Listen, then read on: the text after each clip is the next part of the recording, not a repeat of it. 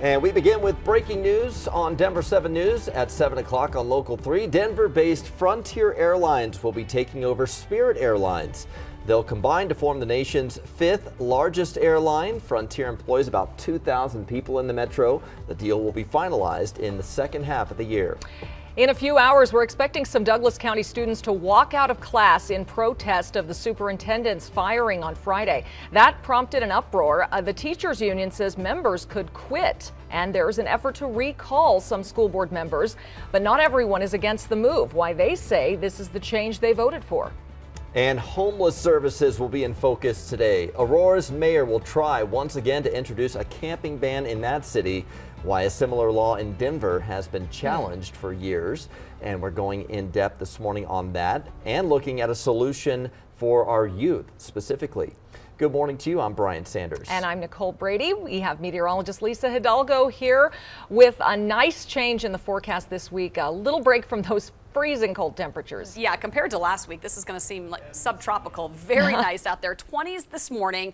Cold start. You can see, though, how over the weekend we had a lot of melting there on the grass, probably in your neighborhood, too. Some of the side streets improving. We're going to see a lot of melting this week. We're right now at 26. It does feel like teens out there, so you'll want a jacket this morning. It's going to be a chilly start. Should be at right around 45 degrees, though, by noon, and then we're going to hit highs closer to 50 this afternoon. So we are well above normal, typically low to mid 40s this time of year.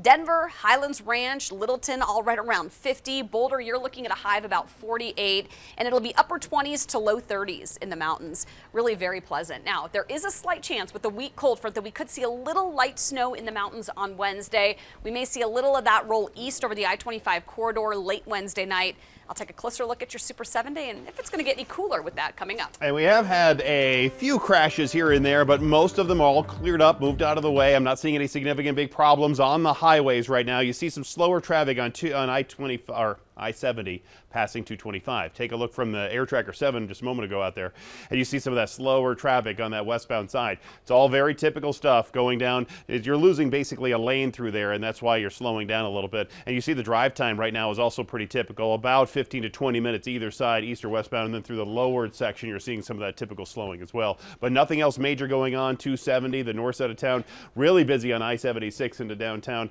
and a lot of traffic just to the 225 drive as well. So nothing major going on right now, which is good news. Tour from the airport. We've been talking a lot about Frontier and Spirit. No issues on Pena Boulevard or E470.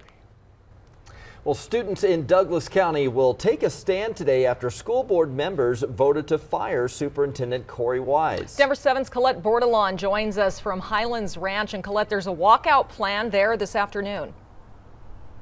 Yeah, that's right. We watched as teachers walked out last week. Today, it's supposed to be students walking out just after 1 here at Crest Hill Middle School. You can see some parents already dropping off their kids for the day.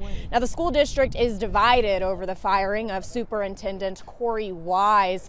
He'd been with the district for more than 2 decades, but in his current position as superintendent for just under a year.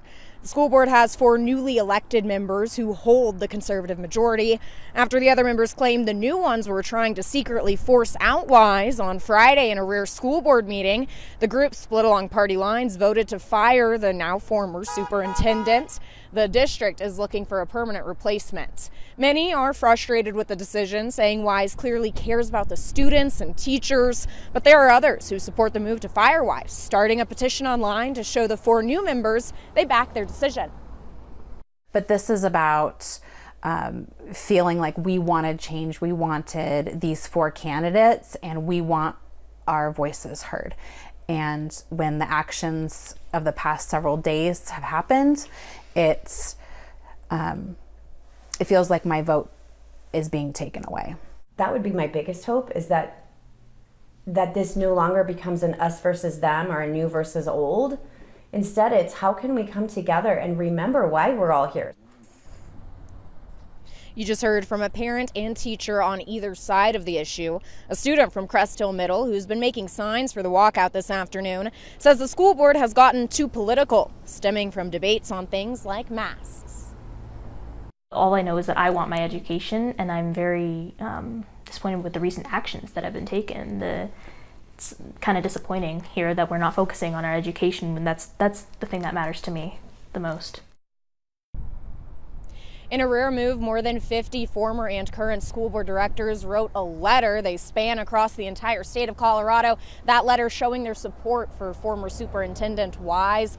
Their biggest concern was the way his firing was handled. Live in Highlands Ranch, Colette Bordelon, Denver 7. All right, thank you, Colette. Well, the president of the teachers union there, Douglas County Federation, warns a high percentage of staff might leave now because of the board's decision to fire Superintendent Wise. The union president says there's already a statewide and nationwide shortage of educators, and it won't bode well for Douglas County schools. Meanwhile, a lawsuit was filed against the 4 new members of the Douglas County School Board Friday, accusing them of violating open meeting laws with discussions leading up to Wise's termination. During Friday's board meeting, the 4 members said they had never met privately as a group. Take a look at your screen here. Right now, Aurora police need help finding this man. They believe he's responsible for a deadly shooting at a church. Denver 7's Christian Lopez joins us live, and Christian, police say the suspect knew one of the victims in Friday night's shooting. Yeah, they say he had a relationship with one of the victims, but when we pressed them on that, they didn't tell us which one or how he knew them. The shooting happened at a church service Friday evening at Iglesia Faro de Luz Church. There were at least 20 people inside the church when this happened. A 36-year-old woman died at the scene and 2 pastors were injured. They're ages 42 and 40. They were rushed to the hospital, but police say they'll be okay. Now, this church is in a business park, and word of what happened quickly spread over this weekend. I feel bad because you don't want that to happen to anyone. Sometimes we're here working in this area until late, and these kind of stuff, events happening here, it makes you worry, you know what I mean? Police will be reviewing surveillance video and collecting forensic evidence from the scene, but the big priority right now is getting the suspect off the street. And you can share his photo through our Denver 7 Plus app. There is a $2,000 reward for the tip that helps lead to his arrest. Reporting in Denver this morning, I'm Christian Lopez, Denver 7. Thank you, Christian. The topic of homelessness will be back in the spotlight at tonight's Aurora City Council meeting. Mayor Mike Kaufman plans to introduce a camping ban. Denver 7's Veronica Acosta joins us live, and this is not the first time he's proposed one, Veronica. It's not. It's the second time Aurora Mayor Mike Kaufman is trying to introduce a ban like this one. The mayor first introduced a camping ban targeting the homeless that happened last summer, but it failed after the city council ended in a 5-5 tie, and that didn't even happen once. It happened twice as well. Now, at the time, Kaufman said he would not give up fighting for people, quote, fed up by what he called all the trash and the filth from these encampments. Councilman Juan Marcano, who voted against the proposal, responded to the mayor's statement on Twitter in August, writing, quote, I'm also fed up with the trash and filth, but more so about the continued lie. A ban would do anything about that. Kaufman says his new proposal requires the city manager to come up with a designated area or areas with a shelter option. It requires the city give a camp 72-hour notice before removing that area. The agenda for tonight's meeting shows the mayor's proposals coming up after multiple discussions with Aurora's homeless program manager, so something to keep in mind there. In studio, I'm Veronica Acosta, Denver 7. Thank you, Veronica. It was about a year ago, Mayor Mike Kaufman himself posed as a homeless person for about a week, staying in shelters and encampments. Kaufman said he wanted to learn firsthand about the challenges people face. He said he concluded living on the streets was a lifestyle choice, and he found drug use was common in the encampments. At least 3 Colorado cities have camping bans. Denver, Boulder, and Fort Collins all have faced court challenges. So as we take a look at Denver's timeline, it started about a decade ago. Denver's council passed a camping ban in 2012. And then in May of 2019, another measure asked voters to end the camping ban. That effort failed, but 7 months later, a judge ruled the ban was unconstitutional. And then 9 months after that, an appeals court upheld the ban. So fast forward to our last election, Ordinance 303 would have modified Denver's camping ban to require 4 designated camping sites and forced the city to take action on an unauthorized camp within 72 hours of getting a complaint. A judge threw out the 72-hour rule just before the election, and voters turned down the ordinance, but the overall camping ban remains in place.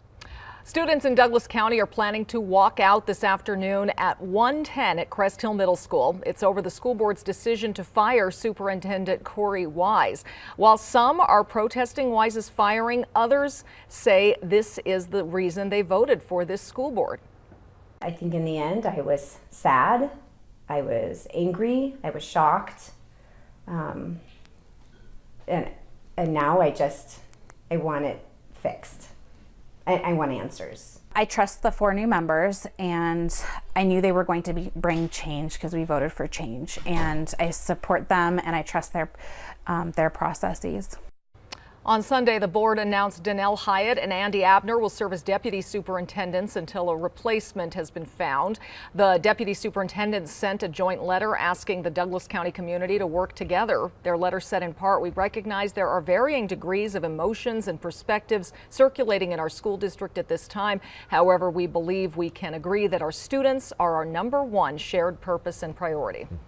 Starting today, students and staff in the Cherry Creek School District are only strongly encouraged to wear masks in the buildings. The district made the decision to drop the requirement after Tri-County Health decided not to renew its mask mandate. Masks are still required on school buses, though. It's Money Saving Monday. Today's deal helps you plan for a fun, free trip to our national parks. And scammers posing as law enforcement, the warning from one woman who almost fell victim.